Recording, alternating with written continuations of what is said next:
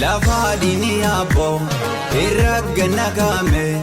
wagayo haraya namsi abotin kenya nubdame jalan ko jalida yomirram fatame dirre murti gudo anole no yame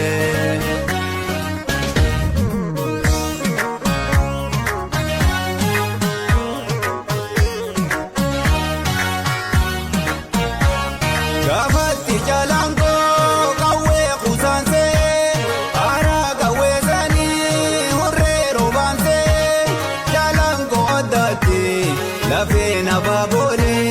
waya brangallo wajuga lanse fardi bakharware kanchanchala nyate bakhar lola male yomo yadate nili isa toko gafasa chibute enti wadai galmo waraji hojjate ejeno kabura lugana defate bagadum nejecha lubone sabate goto wasabati senatu galmese kirre indandayo